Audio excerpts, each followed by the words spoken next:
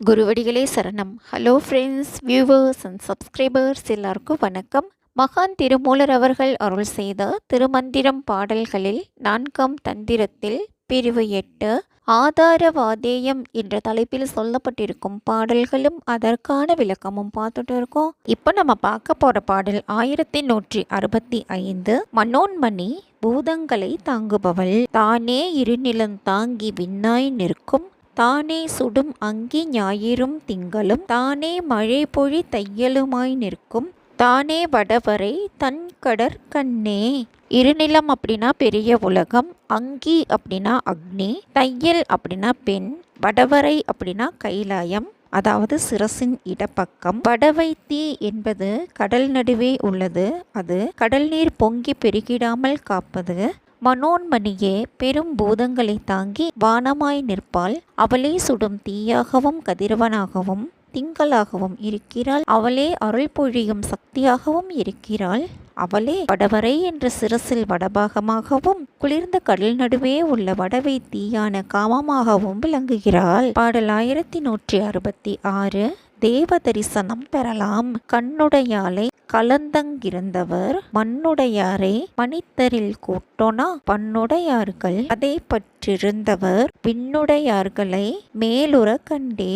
பண்னுடையார்கள் அப்படின்னா தெய்வத்தன்மை பொருந்தியவர்கள், நெற்றியில் கண் உடைய சக்தியை கூடி மதிமண்டலத்துக்கு அளித்த ஞானியார் மண் உலகத்தவரே ஆனாலும் தெய்வ குணம் பொருந்தியவர்கள், தெய்வத்தன்மை பொருந்தியவர்கள் ஆவார்கள். பதைப்பு இல்லாமல் அவர்கள் வானமண்டல வாழ்நரை, அதாவது தேவர்களை சூக்கும படைப்பினால் கண்டிருப்பார்கள். பாடல் 1167. பலரும் தொழ விளங்குதல், கண்டின் திசையும் கலந்து வரும் கண்ணி, பண்டின் திசையும் பராசக்தியாய் நிற்கும், பிண்டின் திசையும் விரைமலர் கை கொண்டு, தொண்டின் திசையும் தொழ நின்ற கண்ணியே.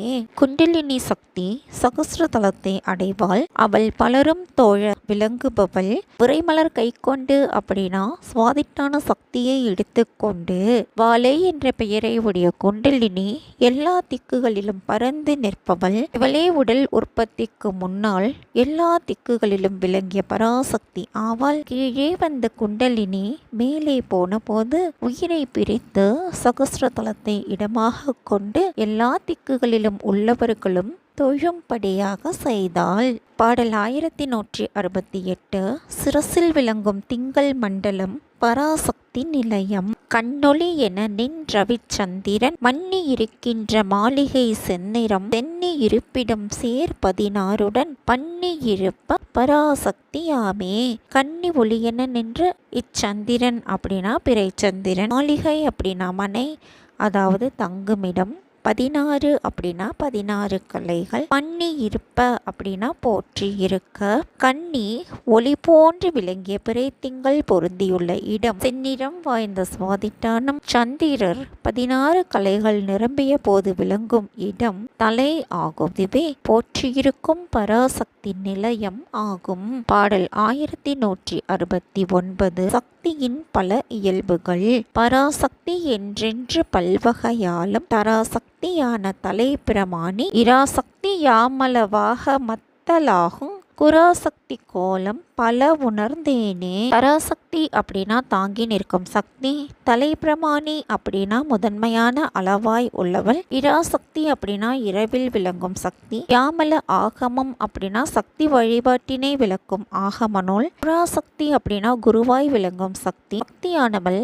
பல வகையிலும் எல்லாவற்றையும் என்றென்றும் தாங்கி நிற்பவள், முதன்மை அளவாய் திகழ்பவள், இரவில் விளங்கும் சக்தியாய் ருத்ர யாமலம் என்ற ஆகமத்தால் தெரிவிக்கப்படுபவள், குருவாய் வரும் அவள் வடிவங்கள் பலவற்றையும் உணர்ந்தேன். பாடல் 1170. யோகினி சக்திகளை பராசக்தி தொழில்படுத்திடுவாள், உணர்ந்த உலகு ஏழையும் யோகினி சக்தி, உணர்ந்து உயிராய் நிற்கும் உள்ளத்தின் ஈசன், புணர்ந்து ஒரு காலத்து போகம் அது ஆதி, இணைந்து பரம் என்று இசைந்ததுதானே. உலகு ஏழ் அப்படின்னா 7 ஆதாரங்கள், 6 ஆதாரங்களுடன் சகஸ்ரதலமும் ஆக 7. யோகினி சக்திகள் 12 அப்படின்னா வித்யா ரேசிகா மோசிகா அமிர்தா இபகா ஞானா ஆபியா யதியா பினி மேதா வியோமா சித்திரூபா லக்ஷ்மி என்பவர்கள் 7 ஆதாரங்களிலும் யோகினி சக்திகள் உணர்ந்து உயிர்களுக்கு உணர்த்துபவர் ஆவார். மனதில் உள்ள ஈசன் இவர்களை கூடி பெண் போகம் உலக போகம் வித்யா போகம் பொருந்தி பரம் என்ற பெயரை உடையதாய் இருந்தது. தகு சக்திகளின் தொகுப்பே பராசக்தி. பாடல் 1171. சக்தியே போகமும் யோகமும் அருள்பவள். இது அப்பெருந்தகை எம்பெருமானும் பொது அக்கலவியும் போகமும் ஆகி மதுவ குழலி மனோன்மணி மங்கை அது அக்கலவியுள் ஆயுழி யோகமே. சக்தியான இதுவும் எம்பெருமானும் வான்கலப்பில் சேருவதால் கலவியும் அதனால் விளையும் யோகமும் போல் விளங்கினார்கள். இன்பம் பொருந்திய சுழுமுனையில் விளங்குகின்ற மங்கையே அக்கலவியும் யோகமும். பாடல் 1172. சக்தி விளங்கும் இடங்கள்.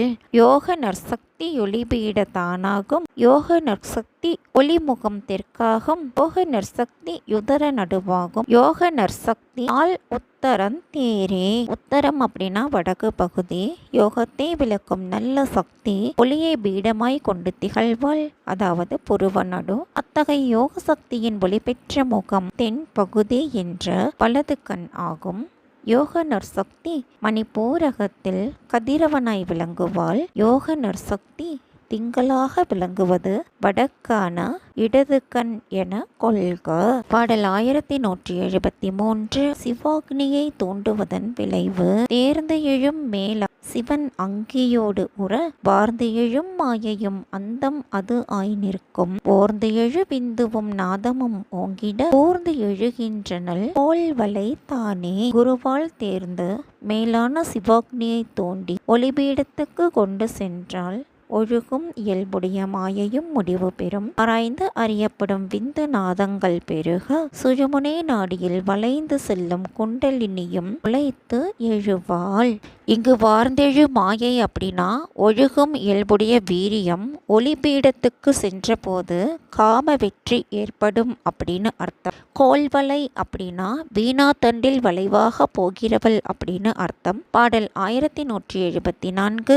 பந்தத்தையும் வீடு பெற்றையும் அருள்வாள். தான் ஆனவாறு எட்டதாம் பறைக்குள் மிசைத்தான் ஆனவாறும் ஈர் ஏழும் சமக்கலை தான் ஆன விந்து சகமே பரம் எனும் தான் ஆம் பரவாதனை எனத்தக்கதே.